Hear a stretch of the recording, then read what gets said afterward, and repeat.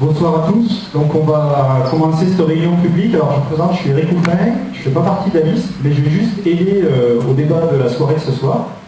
Donc je vais passer, la soirée va se passer en deux parties. Première partie où les candidats de la liste vont présenter leur programme.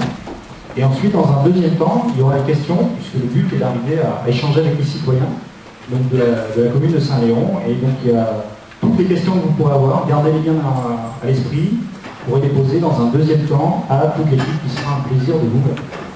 Si ça convient à tout le monde, je vous propose que l'on commence.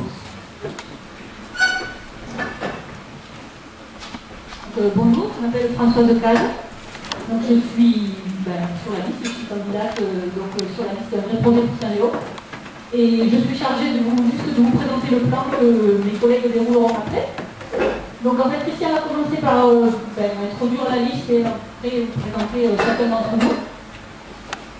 On vous donnera quelques éléments clés de la commune, donc en chiffres, parce que ce n'est pas forcément quelque chose que chacun d'entre vous connaît. Les engagements qu'on souhaite porter. Et ensuite notre programme en trois points. Donc le premier point, préserver la qualité de vie, créer une démocratie citoyenne, et ensuite s'engager dans une solidarité centrale. Alors ces trois points ont été développés en fait dans les lettres que nous avons distribuées sur les mois précédents. Donc on reviendra dessus. Et ensuite on passera donc à vos questions et puis aux réponses qu'on pourra éventuellement vous apporter. Et puis après, on prendra un verre ensemble si c'était resté. Voilà. Donc Christian, à toi. Bien. Donc je vais tout d'abord me présenter pour ceux qui ne me connaissent pas, malgré que ça fait quand même un bon bout de temps que j'habite sur cette commune. Je vais faire ça en deux temps, je vais me présenter et puis je vais aussi, c'est moi qui présente l'équipe effectivement, je vais aussi un peu vous dire pourquoi aujourd'hui on a créé une liste pour vous proposer une alternative à cette commune. Voilà. Alors, dans un premier temps, je vais vous donner mon âge, c'est pas un secret, j'ai 43 ans. J'habite sur la commune depuis que je suis né, donc je commence à la connaître par cœur. J'ai été président d'association dans ma jeunesse, quand j'avais que ça à faire, on va dire. J'étais président du comité des fêtes, d'abord du foyer rural et ensuite du comité des fêtes. J'ai ensuite intégré l'équipe de foot locale depuis mon jeune âge. À 16 ans, je jouais déjà ici. J'ai arrêté, on va dire, ma carrière parce que physiquement, des fois, ça ne suit plus. Donc, à 40 ans, il a bien fallu mettre un terme à ma carrière. Et dans mes responsabilités, j'ai aussi des responsabilités dans ma profession. Pour vous dire que je suis agriculteur donc sur cette commune depuis maintenant 14 ans. J'ai été avant, j'avais pas un métier d'agriculteur, j'étais pâtissier. Vous voyez, voilà, je suis passé par un cursus formation. À 16 ans, je suis parti en formation et j'ai fait un CAP de pâtissier. Voilà. Donc, et ensuite, je suis parti vers des études agricoles à l'âge de 23 ans. Donc, je me suis installé agriculteur sur cette commune. Je travaille, pour tout vous dire, 50 hectares, donc une vingtaine en propriété. Le reste, c'est de la location. Je suis aussi entrepreneur de travaux agricoles, dans une proportion à peu près équivalente que je suis exploitant agricole. Voilà un peu. Qu'est-ce que j'oublie? Je pense que j'ai fait le tour. Oui, mes responsabilités au sein de la profession agricole.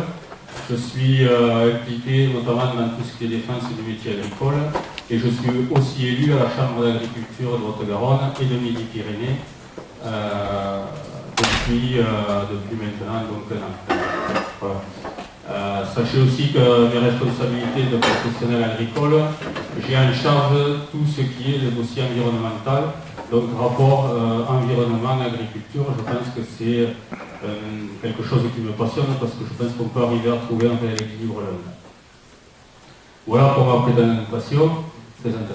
Ensuite, Pourquoi on est là aujourd'hui. Je dirais que l'histoire elle remonte à 6 ans. Ça fait quand même un petit moment. Il y a 6 ans, on a vécu des élections municipales où, malgré ce qu'on peut entendre, on fait partie, avec certains qui sont là, des conseillers sortants.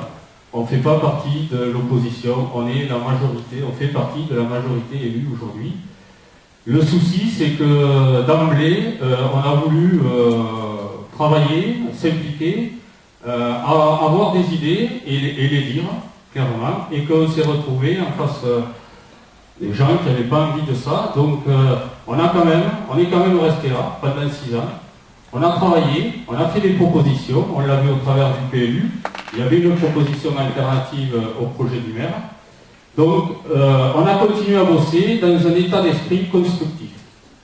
Aujourd'hui, il en est ce qu'il en est. On n'est pas arrivé à trouver un écho par rapport au maire actuel. Et donc, on avait 2 choix au bout de la fin de ce mandat. C'était soit on rentre tous à la maison et on se dirait on a fait ce qu'on a pu, mais tant pis, on rentre à la maison. Ou soit on dit on va au bout de nos idées. Voilà. Et nos idées, vous les verrez dans ce qui va être déroulé. 3 axes majeurs, donc la qualité de vie, la démocratie participative et tout ce qui est aspect social. Voilà un peu pourquoi on est là. Donc je vais peut-être passer à la présentation de l'équipe. Donc la première, dans l'ordre, puisque maintenant vous savez que sur le nouveau système de vote, c'est par liste, vous n'avez plus le droit de rayer des noms sur les bulletins. Et sont élus donc dans l'ordre du 1 au 15 en fonction des résultats que vous avez. Donc en numéro 1, donc moi-même, en numéro 2 sur la liste, Françoise Cave, donc que vous avez vu tout à l'heure. Vous avez son pédigré, entre parenthèses. Donc elle est ingénieure retraitée et conseillère municipale sortante. De la majorité, précis. En numéro 3, donc Gonçalves Michel, 59 ans, ingénieur en travaux. Bientôt 59 alors. Ingénieur en travaux du bâtiment et conseiller municipal sortant, et là c'est vrai, de l'opposition, je crois qu'il le revendique quand même. Voilà. En numéro 4, donc Sylvie Combel, qui est maire au foyer et conseillère municipale sortante de la majorité. Alors oui, peut-être je vais préciser un peu plus le lieu de leur habitation pour que vous voyez où ça se situe. Françoise Caz habite sur la route de Naïous, au lieu d'Iendes. Michel habite à La Roque, c'est la limite de la commune avec Montgiscard, avec Belbèze, pardon. Sylvie Combel habite sur la route à la Pradère, c'est la route qui va de Venèrque à Naïous en passant par en bas de Cossivière. Je ne sais pas si vous vous situez. Donc le numéro 5, donc Hervé Fauche, qui est ingénieur dans le domaine du spatial, qui est nouveau, donc un candidat nouveau. Lui, il habite sur le chemin du Villa. C'est quand vous allez à Cossivière, vous bifurquez sur la gauche pour vous situer. Quand vous prenez la route de Cossivière, vous avez en bas le pont de Laval. Et il faut passer devant le château de Laval et ensuite vous continuez sur ce chemin. Voilà. Numéro 6, Marie-Hélène Krief, 43 ans, enseignante, voilà, qui est aussi une nouvelle candidate, qui habite pas très loin de chez Sylvie, à la Pradère aussi, au lieu-dit la Pradère. À numéro 7, Lionel Laborie, alors il devait être là, mais il m'avait dit qu'il serait là. Il avait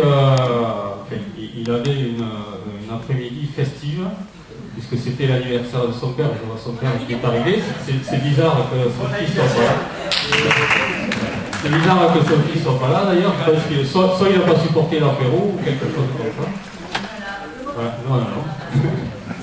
Donc 33 ans, agriculteur donc à Cossivière, en allant sur la route de Dojas. La suite.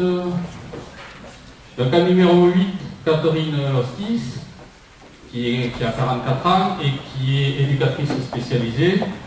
Elle habite sur la route de Naïous, là, à la limite de la frontière Naïous-Saint-Léo, un peu avant Pagna, à Coustire exactement, au lieu de Coustire.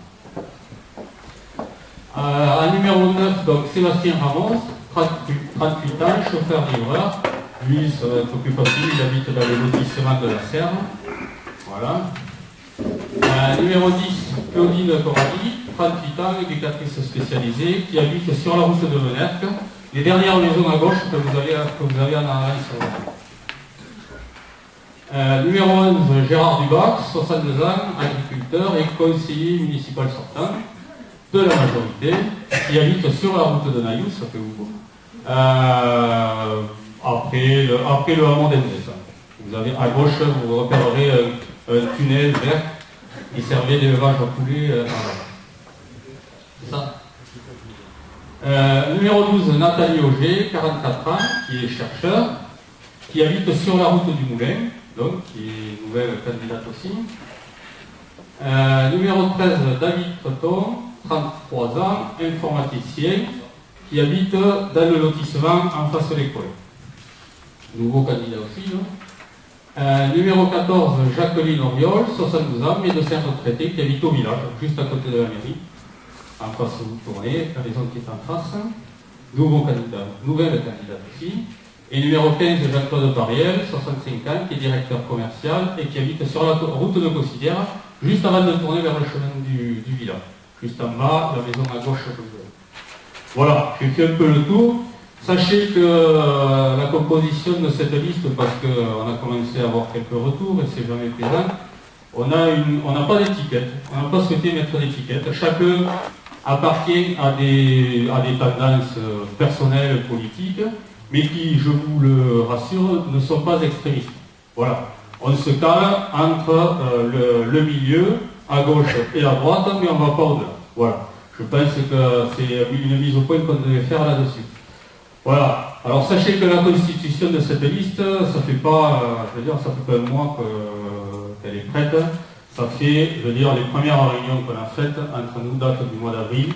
D'un premier, on va dire, noyau qui était déjà un peu, qui réfléchissait à ça. Et ensuite, rapidement, est venu s'accrocher d'autres personnes qu'on a sollicitées notamment, et d'autres personnes qui nous ont dit que ça intéressait. Et la liste est constituée et complète depuis un bon mois et demi. Voilà. Donc, vous voyez, et le projet est travaillé ensemble. C'est pas un projet que ce soit 2 ou 3 personnes qu'on a fait. Le projet a été travaillé il a bien fallu commencer à un moment donné. Au début, peut-être à 10, mais le projet a été fini à 15 et c'est un projet partagé à 15. C'est pas un projet imposé par 2 ou 3 personnes de l'équipe. Voilà ce que je pouvais dire. Je crois que j'ai fait le tour là-dessus.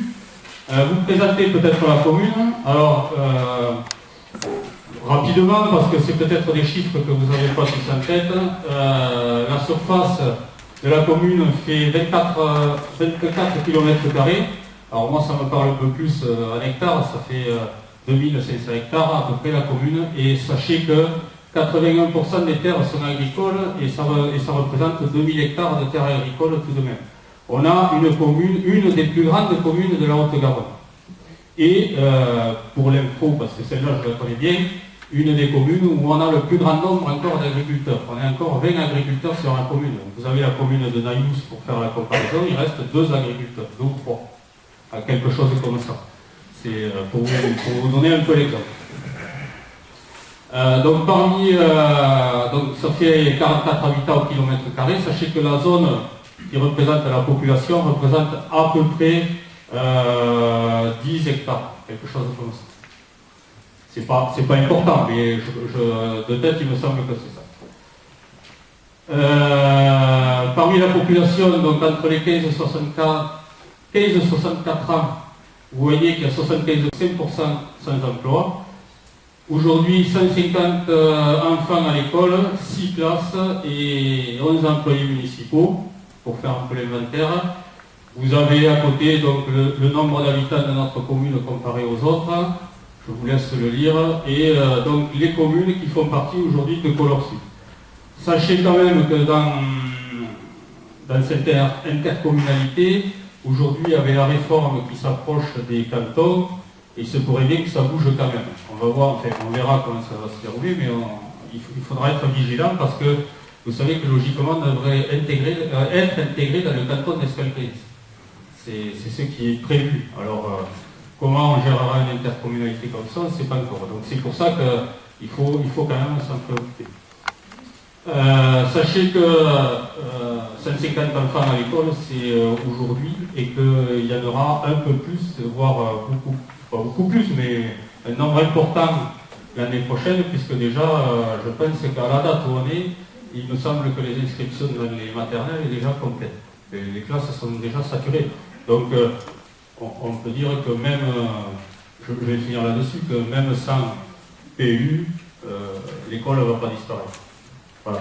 Donc on va peut-être enchaîner sur le reste. Donc je vais laisser la parole à Marie, voilà, et je vous remercie. Merci Christian.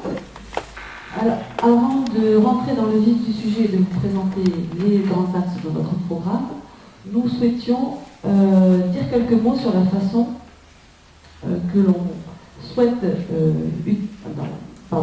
Nous souhaitions donc préciser de quelle façon nous allons administrer la commune. Comment est-ce que nous allons gérer les affaires municipales et quels sont les engagements que nous pouvons prendre à ce sujet. Alors premièrement, ça peut paraître trivial de le dire, les élus seront au travail.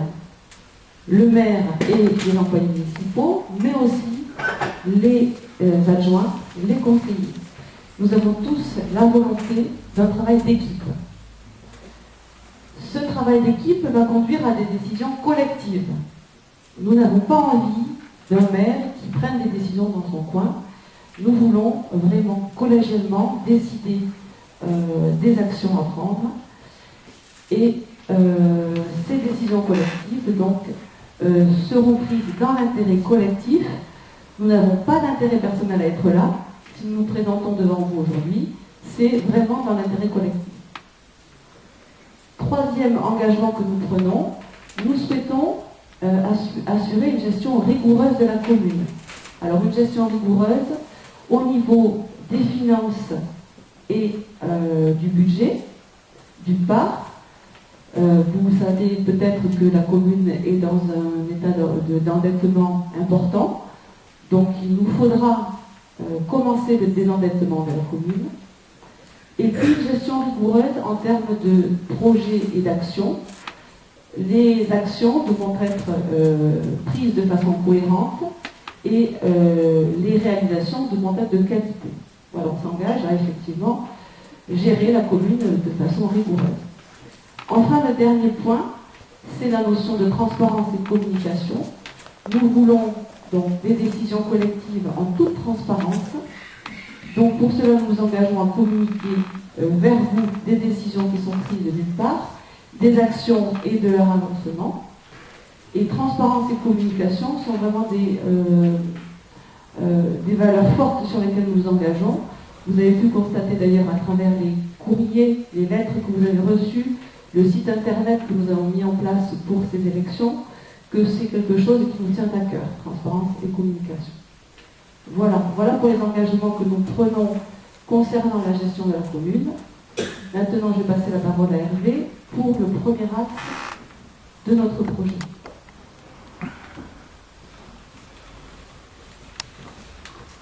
Merci. Bien, je voudrais, juste avant de démarrer, dire un très grand merci, qu'on a oublié de faire au tout début, un très grand merci à vous tous et toutes d'être venus ici. Ça nous fait énormément plaisir. On va avoir la possibilité d'échanger, de répondre à vos questions.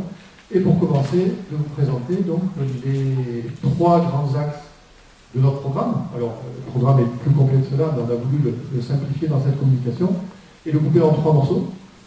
Donc, je vais vous présenter cette première partie. Alors, cette première partie, on l'a appelée « Préserver la qualité de vie », parce qu'il nous semblait fondamental de mettre ça dans nos priorités. Je pense que la plupart d'entre vous êtes à Saint-Léon par choix, que vous y êtes bien, on y est tous bien, et notre objectif est de préserver le fait d'être bien, de vivre bien ici à Saint-Léon, voire même de l'améliorer.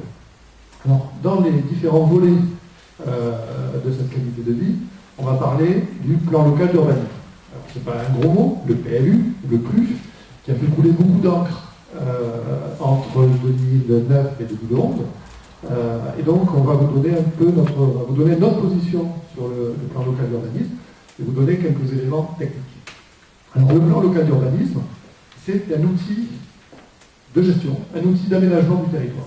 Très concrètement, c'est un document, papier, un règlement qui permet de définir ce que l'on a le droit de faire ou de ne pas faire en termes d'aménagement du territoire, en termes d'urbanisme et donc, plus près de nous, en termes de construction. Le plan local d'urbanisme, ni plus ni moins que ça.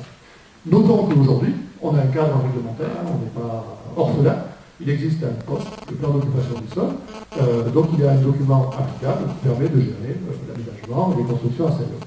Ceci dit, le PLU est un document plus moderne, et nous, on prend devant vous un engagement, si vous nous faites confiance, la semaine prochaine, c'est d'attaquer la réflexion sur un plan local d'urbanisme qui sera le reflet d'une volonté commune.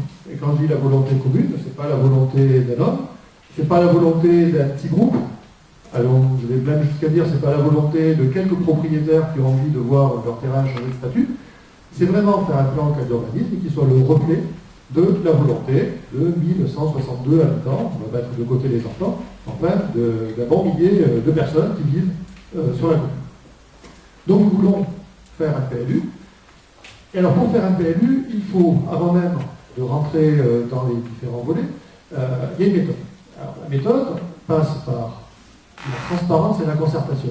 La transparence et la concertation, c'est réglementaire, c'est légal, ça veut dire associer la population à la constitution de ce PLU, c'est-à-dire aller recueillir les besoins, et recueillir les besoins, c'est pas simplement poser la question et ne pas tenir compte des réponses, c'est s'appuyer sur ce que vous souhaitez pour votre commune. C'est ça la vraie concertation, c'est ça la vraie transparence. Ce n'est pas faire une réunion et vous mettre devant le fait accompli en vous disant voilà, ce que l'on va faire c'est ça, c'est apprendre ou à laisser, et en plus vous n'avez pas le droit de le laisser. Donc, une vraie concertation, c'est vous poser des questions, aller à votre rencontre, recueillir les besoins, recueillir les aspirations, et bâtir un plan local d'urbanisme qui soit le reflet de ça. Le second point, c'est la réflexion. Une vraie réflexion, c'est se projeter sur le moyen terme et sur le long terme. Quelle commune voulons-nous pour les 2 ans, 3 ans, 5 ans, 10 ans qui viennent? C'est important de pouvoir répondre à ces questions-là, parce qu'on voit que dès qu'on va engager des moyens financiers, on va s'apercevoir qu'il vaut mieux avoir anticipé le moyen terme plutôt que de construire pour ensuite déplacer ou pour recoller des morceaux à côté parce qu'on n'a pas prévu que les choses allaient se passer comme elles vont se passer. Donc une vraie réflexion, et j'y reviens, qui s'appuie sur une volonté commune, sur le bon sens, et non pas sur les aspirations de un tel ou un tel à voir leur terrain changer de nature pour faire des opérations financières et immobilières. Donc ça, c'est vraiment nos engagements. Et le troisième point, c'est la cohérence. Un PLU doit se construire en cohérence. Cohérence entre quoi? La cohérence entre ce que l'on a envie de faire et ce que l'on a la possibilité de faire. C'est-à-dire qu'aujourd'hui, la commune a des moyens financiers, qui sont ce qu'ils sont. La situation n'est pas facile, vous la connaissez, on a communiqué dessus. Et donc, on ne peut pas se permettre d'imaginer un PLU complètement démesuré, parce qu'en fait, il faut que les infrastructures suivent, et il faut que les finances de la commune puissent suivre, etc. Donc, la transparence et la concertation, très important, Marie en a parlé, je viens d'y revenir dessus. Une vraie honnêteté intellectuelle qui consiste à faire un PLU pour les plus de 1000 habitants de la commune et non pas pour quelques privilégiés, et finalement une vraie cohérence pour s'assurer qu'on aura les moyens de faire ce qu'on veut. Si on ne respecte pas ces valeurs de base, qu'est-ce qui peut se passer? Il va se passer exactement ce qui s'est passé en 2011. C'est-à-dire que si on ne sait pas respecter cela, la législation est suffisamment bien faite pour que le projet ne passe pas. Et c'est ce qui s'est passé en 2011. Donc je rappelle, pour ceux qui le savent, et je donne l'information pour ceux qui ne le savent pas, c'est que un expert indépendant qui a été nommé par la préfecture lors de l'enquête publique a donné un avis défavorable au projet précédent. C'est quelque chose qui est rarissime, je vous le dis. Sur un département comme le Haut-Garonne, les cas se comptent sur les doigts d'une ou deux mains. Et c'est arrivé chez nous. Donc le projet initial était tellement mal préparé et ne respectait pas ses valeurs que quelqu'un d'indépendant qui a découvert le dossier a dit non, ça ne pourra pas se faire et le projet n'est pas cohérent. Le projet a été abandonné après l'avis défavorable donné lors de l'enquête publique Et le préfet a aussi demandé de manière très claire à la mairie de retirer son projet. Et nous en sommes restés. Donc aujourd'hui, nous, ce que nous vous proposons, c'est une autre façon de faire de la politique, comme on l'a écrit. Donc c'est notre PLU.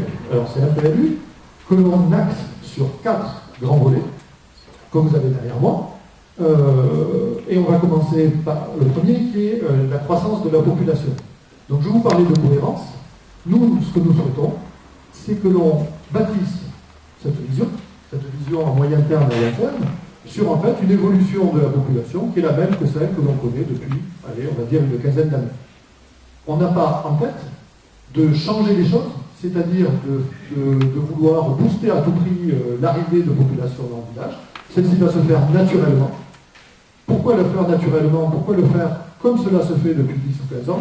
Tout simplement parce que je pense que les nouveaux arrivants qui sont ici vont pouvoir faire le constat qu'ils arrivent dans une commune qui est accueillante, que la commune a la capacité d'accueillir les nouvelles personnes, de les intégrer, de leur trouver des places dans les associations, que l'école a aussi permis d'intégrer les nouveaux enfants, et on voit que même avec cette croissance maîtrisée et modérée, l'école se développe. Il existe des commerces qui vont se développer aussi.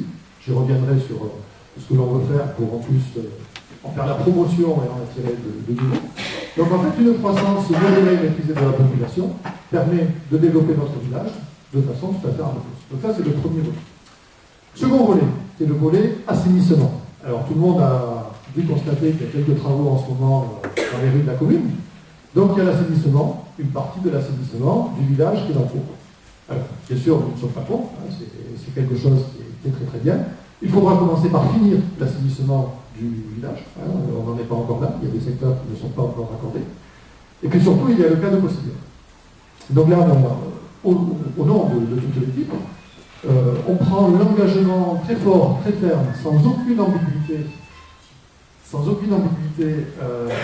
d'étudier dès que nous serons aux commandes, si vous donnez votre confiance et puis que la semaine prochaine nous sommes élus et que Christian est le maire de la commune, d'étudier comment doter Cossidière d'un assainissement collectif, légal, conforme aux normes, qui ne conduira pas, et qui, à mon avis, changera très agréablement la vie des habitants de Cossidière. Pour ceux qui ne connaîtraient pas, sachez qu'aujourd'hui, tout ce qui sort des fosses de Cossidière se retrouve dans un fossé. C'est une situation qui n'est absolument pas légale, à laquelle les propriétaires ne peuvent strictement rien, mais c'est un état de fait. Donc nous, on prend l'engagement très clair.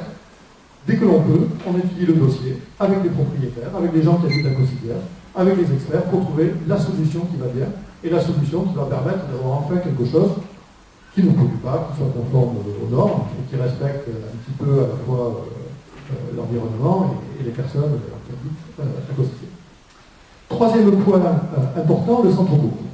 Alors, si je fais un petit retour en arrière sur ce qui était le projet de PLU de 2009-2011, si vous le reprenez, vous constaterez que le centre du village, qui est pourtant le cœur, le poumon de notre village, était complètement oublié, et que tous les aménagements, tous les projets étaient à la périphérie, avec la création de centaines et de centaines d'habitations.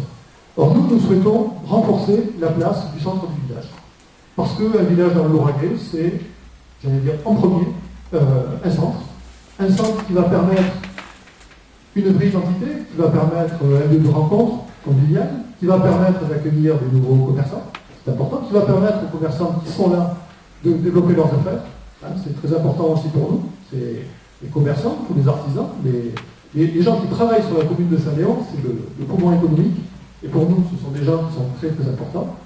Et donc, pour ceux qui ont des activités avec une façade, avec une boutique, avec un magasin, il est très important de leur offrir un centre qui soit à la hauteur.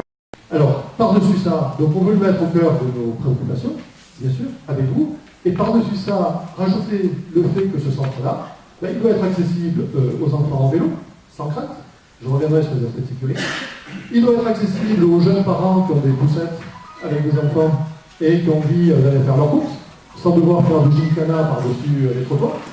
Ça doit être accessible aux personnes âgées, dont on sait qu'elles se déplacent plus difficilement que nous. Ça doit être aussi accessible aux personnes à mobilité réduite. Et ça, c'est un des axes qu'on a réellement et c'est pas de la démagogie, envie de prendre en compte. Donc, un vrai centre-bourg, pensez avec ceux qui habitent, concerter avec vous, en s'appuyant sur des experts, en s'appuyant sur tous les gens qui pourront nous donner des idées, pour essayer d'avoir une vraie signature pour le village, une vraie identité, pour le village de Saint-Léon, parce qu'aujourd'hui, on ne peut pas dire que le fait d'avoir mis quelques lignes de peinture sur la place soit réellement un aménagement du centre-bourg.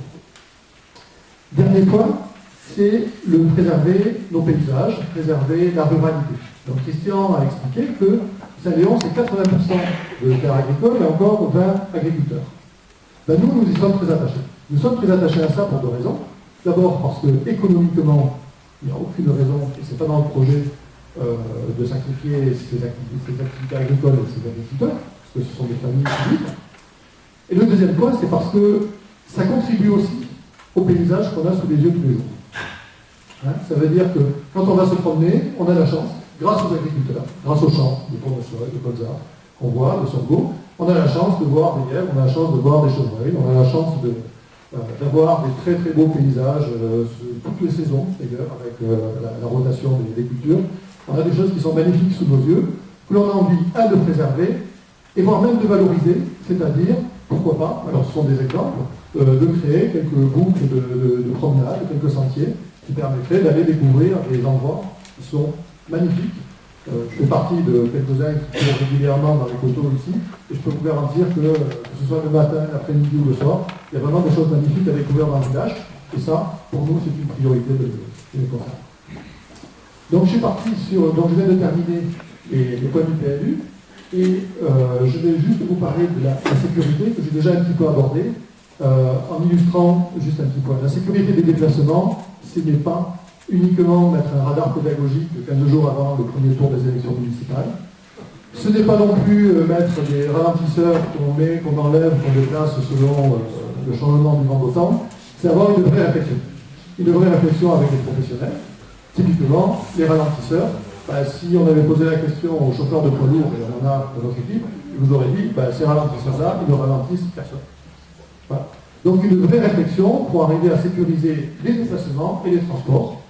Je ne vous cache pas que j'ai des enfants et je tremble pour tous les enfants que je vois circuler en vélo dans le village, avec la crainte qu'un jour il y ait un accident. Heureusement, pour l'instant, ce n'est pas le cas. Dernier point, les transports en commun.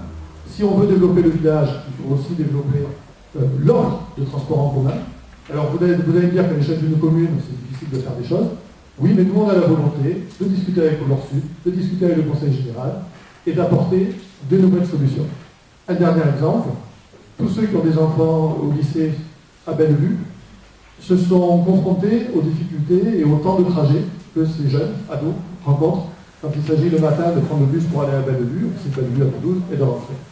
Alors on veut avoir une réflexion, on veut aller discuter avec les professionnels, on veut aller discuter avec le Conseil général, et on veut essayer de trouver des choses qui vont permettre de réduire le temps de trajet pour les ados, et donc du coup, alors ça c'est qu'un exemple, mais du coup de permettre aux habitants de Saint-Léon de profiter de transports en commun pour aller vers les différentes communes autour, là où il y a des commerces, là où il y a des supermarchés, voir là où il y a des lycées, et puis raccrocher pourquoi pas le offre de manière un peu plus fréquente à Saint-Léon, etc. Donc voilà quels étaient les grands axes concernant la qualité de vie, avec un prérequis, puisqu'on va parler finances, c'est que dans un tout premier lieu, on a besoin d'inventorier. C'est-à-dire qu'on va avoir besoin, si nous sommes élus, de comprendre de quoi nous disposons comme moyens financiers. Un audit financier des comptes de la commune, un audit de ce que la commune possède en termes de biens immobiliers, en termes de terrain, de manière à pouvoir ensuite piloter les réalisations que nous vous proposons. Donc voilà, j'ai été un tout petit peu long par rapport à ce qui était prévu. Je passe la parole à la prochaine personne.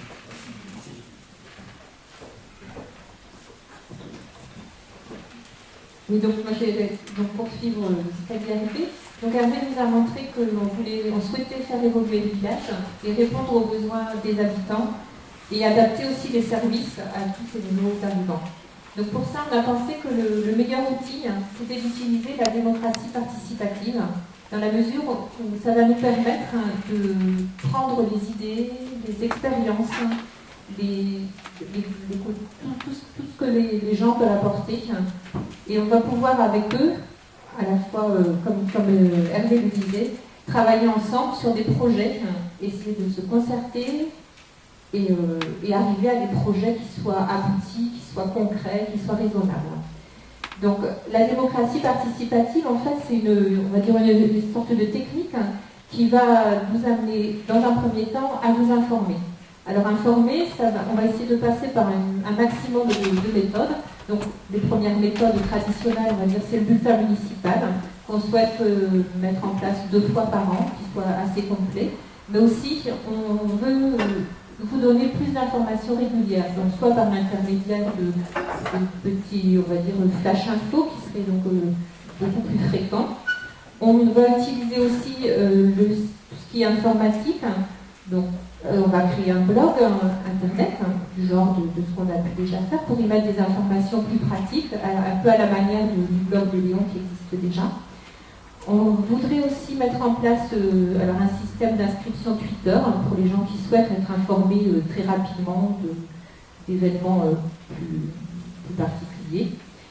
Et on va aussi, comme aujourd'hui, essayer d'organiser des réunions publiques. Dès qu'on aura un projet un peu plus important, une idée d'un aménagement, on peut organiser une réunion pour déjà vous expliquer ce qu'on souhaite faire. Et après, pour les gens qui sont intéressés, on pourra continuer par petits groupes de travail. On souhaite aussi favoriser la rencontre des administrés avec les élus et mettre en place des permanences qui nous permettront d'une part de vous informer, de répondre à vos questions et de démarrer aussi la consultation qui fait partie donc, de la méthode de démocratie participative. Donc consulter, on aura aussi là plusieurs façons de le faire. Par l'intermédiaire de visites sur le terrain. Donc, je vais juste prendre un petit exemple pour simplifier. Imaginons que dans le lotissement qui est donc derrière la salle de taekwondo, là, c'est le lotissement de la Seine, je sais qu'il y a une demande d'aménagement d'une zone de jeu pour les enfants. Eh bien, on va réunir les personnes de ce lotissement que ça intéresse. Évidemment, il n'est pas question non plus de vous solliciter tout le temps, mais réunir les personnes qui sont intéressées pour voir réellement les besoins qui vont ressortir. Donc peut-être les gens diront, moi j'ai des enfants de tel âge, je veux qu'on y mette un toboggan, je ne sais quoi. D'autres diront, attention, il y a un problème de sécurité à tel endroit. Et l'idée de cette concertation, c'est d'essayer de monter un projet qui sera donc concerté, raisonnable et qui prendra en compte les besoins réels de la population. On fait une synthèse de tout ça pour arriver à ce projet. Alors, donc là, on agit un petit peu ensemble aussi, parce que tout est un petit peu lié. Et une fois qu'on a mis en place ce projet, évidemment, toutes les idées ne vont pas forcément être bonnes. Donc on va, nous, s'efforcer de vous donner les justifications de nos choix. Donc on décidera, peut-être que ça, c'est pas bien adapté à ce qu'on veut faire, peut-être autre chose serait mieux. Voilà, donc ça c'est l'idée vraiment de la démocratie participative. Alors les conseils de quartier, c'est une autre forme aussi de consultation, où là on va cibler des zones géographiques. La valorisation du patrimoine, ça en fait c'est plutôt apporter une réflexion sur certains bâtiments ou monuments de la commune. Alors, actuellement, je sais qu'il y a un petit projet de rénovation du carillon de l'église. Donc ça, c'est un projet qui sans doute se fera en partie bénévolement. Donc revaloriser le patrimoine, c'est aussi utiliser, on va dire, l'expérience des anciens du village qui savent qu'à un tel endroit, ça vaut le coup de valoriser tel bâtiment, tel lieu et de le mettre en valeur. Les initiatives citoyennes, donc là, une fois qu'on aura réalisé tout ce travail, on souhaite aussi donc dynamiser la commune, dynamiser la population pour qu'elle puisse mettre en place qu'une idée qui soit ressortie à un moment ou à un autre de toute notre concertation et de toute notre consultation, que cette idée puisse être valorisée, aidée par la commune. Donc on peut prendre par exemple l'idée d'un café citoyen qu'on peut aider à mettre en place.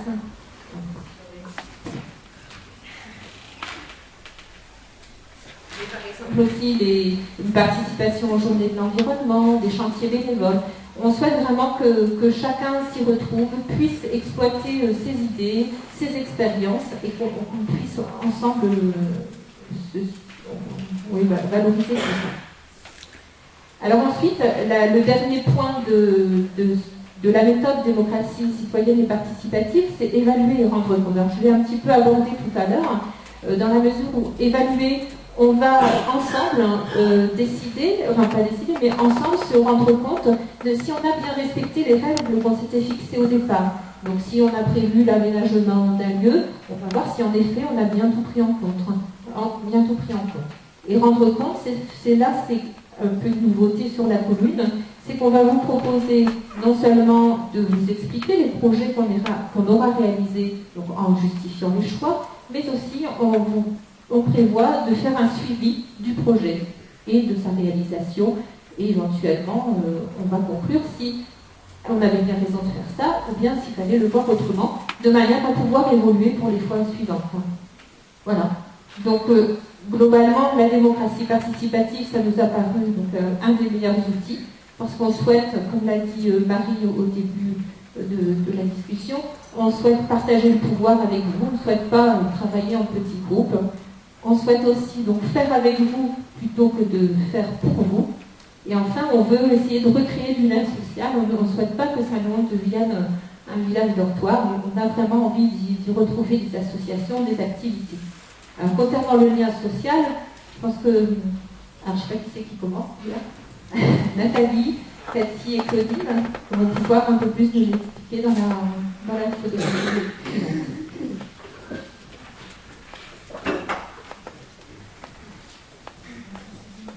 Donc, merci Sylvie. Et donc, effectivement, le dernier aspect que l'on souhaitait développer, en tout cas mettre en évidence dans ce programme, c'était la solidarité et le lien social.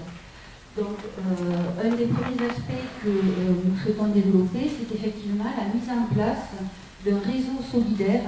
Ce réseau serait destiné, en tout cas sera destiné à toute personne qui en fait en aura besoin, que ce soit des personnes isolées, des personnes démunies, des personnes jeunes ou âgées, des personnes présentant un handicap ou encore des étrangers qui pourraient venir sur notre commune. L'intérêt d'un tel réseau, ce serait de proposer des solutions aux problèmes que viendront nous rapporter les gens. Pour mettre en place ce réseau, nous nous engageons à deux choses. La première serait de travailler dans le respect de la confidentialité, puisque certaines situations nécessitent un devoir de réserve, et la deuxième, de travailler dans un réel élan solidaire. Alors, moi je vais vous présenter le CCAS, qui est le premier de ces moyens, qui est obligatoire sur les communes, et qui est un outil de l'action sociale locale, et que nous souhaitons donc actif et efficace. Alors son rôle est de prévenir et de lutter contre toutes les formes d'exclusion, et de venir en aide aux personnes en situation de fragilité, qu'elles soient temporaires ou durables. Et c'est-à-dire que ça peut être chacun de nous qui peut rencontrer aussi une difficulté à un moment de sa vie. Donc le champ d'intervention du CCAS est très large et c'est intéressant parce que ça permet de l'adapter aux problèmes spécifiques rencontrés sur Saint-Léon. Le CCAS est constitué du maire et à part égale de conseillers municipaux et de citoyens de Saint-Léon, de gens qui ont des compétences particulières, qui sont engagés dans la vie associative, ou voilà, ça peut être de l'un de vous. Et donc toutes ces personnes sont évidemment soumises au devoir de confidentialité, comme le disait Nathalie. Le budget du CCAS est autonome. Et voilà, nous souhaitons que le CCAS prenne une vraie place dans la vie communale et se mette au service de tous. Et pour cela, nous nous engageons à plusieurs choses. La première étant de prendre en compte toutes les demandes, sans discrimination, c'est-à-dire qu'à partir du moment où quelqu'un souhaite s'adresser au CCAS et porte une demande, qu'elle soit entendue, tout simplement. Le deuxième engagement, c'est d'essayer d'apporter une réponse rapide, équitable et basée sur des critères objectifs, ce qui paraît tout à fait normal. Le troisième serait de rendre le CCAS visible et accessible, c'est-à-dire de faire une information. Je ne sais pas si tout le monde parmi vous connaît le CCAS et son rôle, mais il paraît important de d'informer et d'expliquer comment ça fonctionne et d'assurer des permanences régulières pour recevoir les personnes qui souhaiteraient s'y adresser. Et le but également et l'engagement que l'on prend pour le CCAS, c'est d'orienter les personnes vers les dispositifs les plus adaptés, qui ne sont pas donc forcément du ressort de la commune, et de les accompagner si nécessaire et d'assurer un suivi, c'est-à-dire si on oriente quelqu'un vers tel ou tel organisme, parce que c'est celui qui peut répondre à sa demande, c'est de s'assurer que le suivi se fait bien et que la situation évolue favorablement. Voilà, donc ce travail implique une bonne connaissance du terrain, évidemment, et de ses acteurs, et nécessite la création de réseaux que Claudine va vous présenter. Donc, au-delà du CCAS, nous proposons la mise en place d'un réseau d'entraide. Donc, pour cela, nous avons choisi d'adhérer à l'Union nationale des CCAS, qui peut nous proposer une aide, une formation et une méthode de travail afin de permettre un travail élaboré et pour accompagner au mieux les personnes en situation de demande. Ce réseau est d'une part formel, c'est-à-dire qu'il a pour but d'assurer un relais vers les différentes institutions sociales qui peuvent aider ces personnes, c'est-à-dire la CAF, la CPAM, les assistances sociales de secteur et Color Sud. Il a aussi, d'autre part, il peut être informel, c'est-à-dire qu'on peut faire appel à des associations volontaires de la commune pour proposer des initiatives citoyennes. Comme par exemple un petit fascicule d'accueil pour les nouveaux arrivants où sont mentionnées les différentes informations qui pourraient les intéresser sur la commune.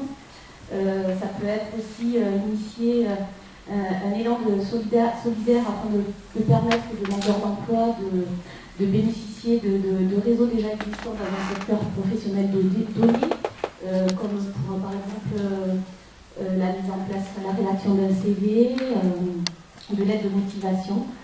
Bien que ce réseau informel ne soit pas réglementé par le CCAS, nous nous engageons à apporter notre aide en toute confidentialité dans le respect des personnes. Comme on l'a évoqué un peu tout à l'heure, la solidarité passe également par le développement d'une cohésion sociale. Et nous pensons que les associations de notre village non seulement dynamisent celui-ci, mais également favorisent la cohésion sociale.